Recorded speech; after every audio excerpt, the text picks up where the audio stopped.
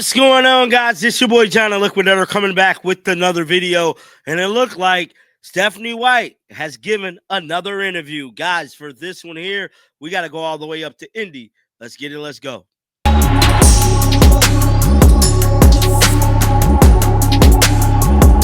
Talked about this during the offseason, and that is Stephanie White giving these damn interviews. Now, she had, gave it a pause for a minute when the season starts, so I'll give her that.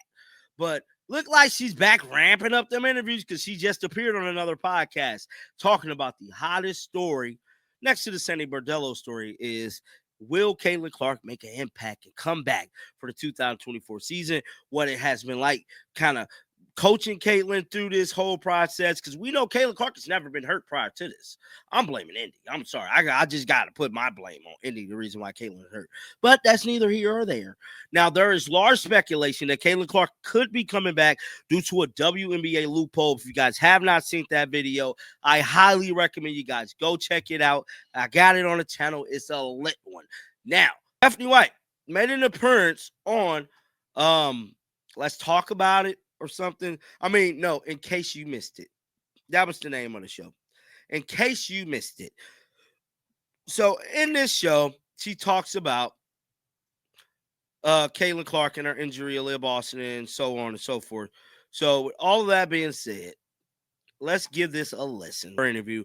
Let's give it a listen, man, right now. And it's been a roller coaster. I mean, as someone who's had multiple injuries, like I can say that it's hard being away from the team, and it's hard not doing what you love to do.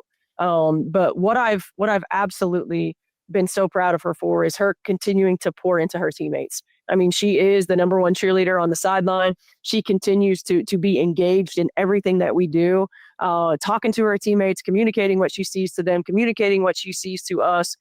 Being a cheerleader for them, talking in huddles.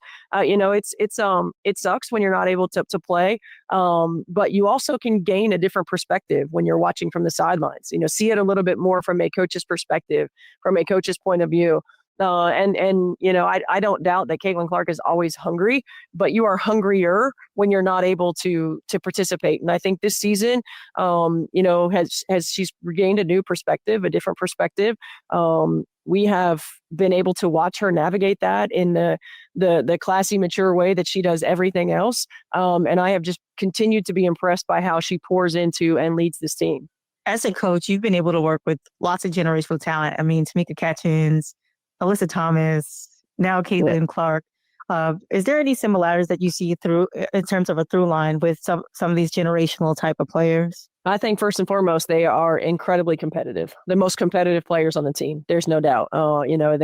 They refuse to lose. They want to win everything, whether it's a drill, a half court shot, the ball game, whatever it is. The willingness to do all the things that it takes to do that. I think the other thing is just the way that there's a work ethic and there's a work style, right? Like you can be in the gym for a long time and get very little accomplished, or you can be in the gym from a purposeful standpoint and get so much accomplished. And the way that they work, how purposeful they are in everything that they do, not taking plays off, not taking possessions off, not taking workouts off.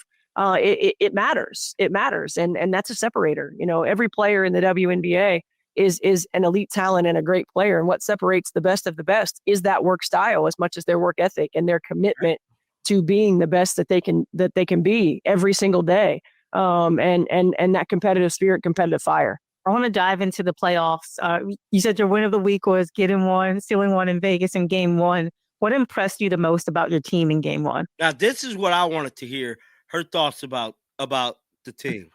Our discipline on the defensive end of the floor. No, we didn't do everything perfectly, but we played with multiple levels of effort. We stayed disciplined and defended without fouling, which was going to be a key for us. We have to keep Vegas off the free throw line, and we have to stay disciplined in terms of our coverages and our point of attacks. And you cannot give a team like Vegas all three areas, that's scoring in the paint, scoring from the 3-point line, and scoring from the free throw line.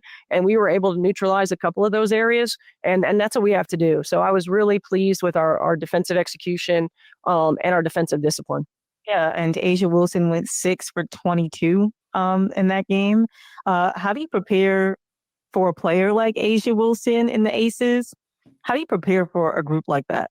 I mean, I think the biggest thing is she's the best player in the world. You're not going to take away what she does best.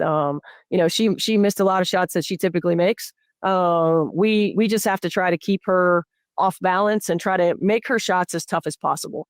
I think AB was quoted as saying, "I just tried to be annoying," and that's it. I mean, you just have to try to make it as difficult as possible. She's gonna do what she does best. There's a reason she is a 4-time MVP of this league.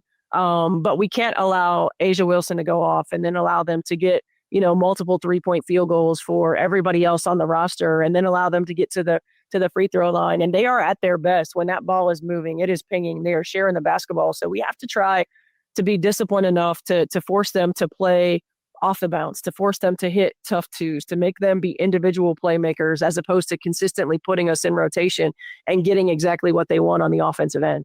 A lot of the headlines called the Fever the underdogs when it comes to, semifinals matchup. Do you guys view yourselves as underdogs Ooh, in that's this a point good of one. the season? I don't think we really view ourselves as anything other than just wanting to go out and to compete every single day. We don't listen to the outside noise. We keep our locker room very insulated.